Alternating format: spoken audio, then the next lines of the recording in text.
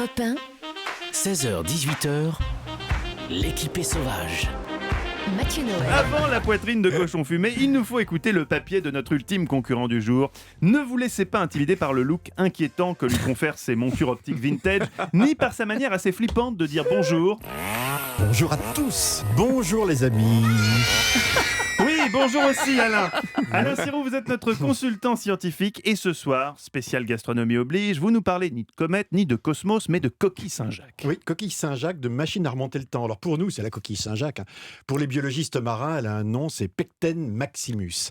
Exactement, c'est comme ça qu'on peut voir si on a affaire à des vrais Saint-Jacques et pas à des pétoncles qu'on essaie de nous refourguer de temps en temps. Ouais. Ah bah, je ne savais même pas qu'on essayait de nous fourguer des Mais pétons. c'est très bon les pétoncles, mais il faut qu'on mange ce qu'on achète. Ouais. Mais c'est de la même famille, hein. Exactement, ce sont des oui. bivalves. Et pour les scientifiques, pour les biologistes marins, et là je vais faire appel à Laurent Chavot, qui travaille à l'Institut européen de la mer à Brest, qui a écrit un bouquin formidable qui s'appelle La coquille Saint-Jacques, sentinelle de la mer aux éditions Équateur, et qui raconte la chose suivante, c'est que quand vous regardez le squelette d'une Saint-Jacques, Bah déjà, elle a un squelette. Moi, je l'aurais pas dit qu'elle avait un ça squelette. s'appelle la coquille. Ah d'accord. Voilà. Alors moi, je m'en vais. Ce qui ne Je se vais faire un mange pas, café. vous savez, ça ne se mange pas.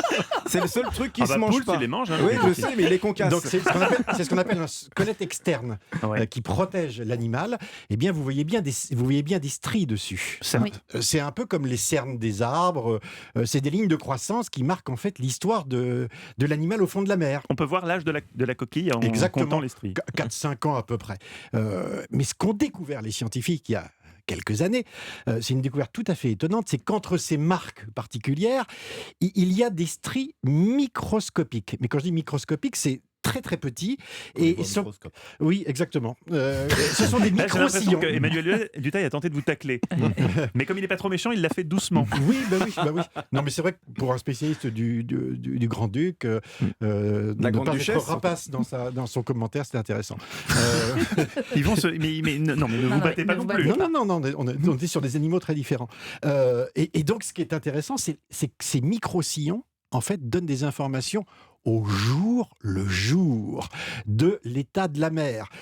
Il enregistre la température de l'eau, la salinité, les courants. On sait ce que les coquilles mangent à ce moment-là. On connaît la pollution. On connaît même le vent, la vitesse du vent. Et ça, c'est absolument La vitesse incroyable. du vent, mais il n'y a pas de vent sous l'eau. si, les- Absolument, il y a des courants Les marins. courants marins, c'est pas du vent. Et en fait, ce qui est extraordinaire, c'est qu'en regardant cet animal avec cette résolution spatiale, donc les micro-sillons, en quelque sorte, c'est incroyable. En fait, ils analysent les isotopes de calcite des coquilles. C'est donc, quoi les isotopes de calcite? Parce que alors, si vous voulez, c'est on un n'est pas groupe. non plus sur France Culture. Donc... c'est un groupe, ce sont des informations chimiques, en quelque sorte, qui sont données aux Et qui biologistes. visiblement vous excite beaucoup, Alain. Alors, ce qui est formidable, c'est la résolution temporelle. C'est-à-dire, quelle est la nature de l'information? C'est beaucoup plus précis que les cernes des arbres, que, je sais pas, vous voyez en Antarctique les carottes glaciaires Ouais. dans lesquelles on a des strates. Le permafrost. Non, le permafrost. Non, ouais. à l'intérieur. Là, c'est vraiment de la D'accord. glace. Hein. On a une analyse de dizaines d'années, mais pas du tout. Avec la coquille Saint-Jacques, on connaît au quart d'heure près, la température de l'eau à Mais il 0,5 faut degrés la tester près. dans l'eau à ce moment-là. Non, Parce non, qu'une fois qu'on la sort de l'eau, ça marche plus. Non, c'est juste les coquilles. Parce que, alors vous avez raison de faire cette observation, parce que la durée de la coquille Saint-Jacques, vous allez me dire, votre machine à remonter le temps, elle marche pour 4-5 ans, mais ça on le sait. Alors, en fait, non. C'est-à-dire que les coquilles sont présentes sur la Terre depuis très longtemps, et les hommes les mangent depuis des centaines de millions d'années, en tout cas depuis que les hommes sont là, clairement, en tout cas des millions d'années.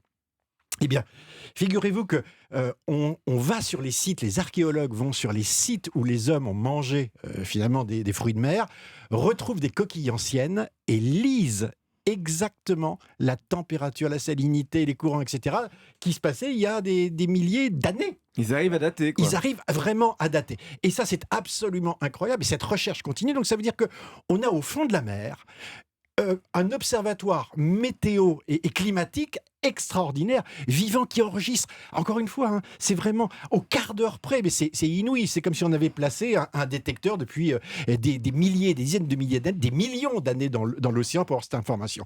Et dernière découverte que je trouve extraordinaire, parce que la coquille finalement, c'est 4-5 ans de vie, voilà, on la cultive, entre guillemets, mais les scientifiques ont découvert, alors d'abord dans la rade de Brest, l'amande de mer, qui elle vit beaucoup plus longtemps, entre 70 et 80 ans, donc là on a une information vraiment très claire et très typée sur ces ces décennies.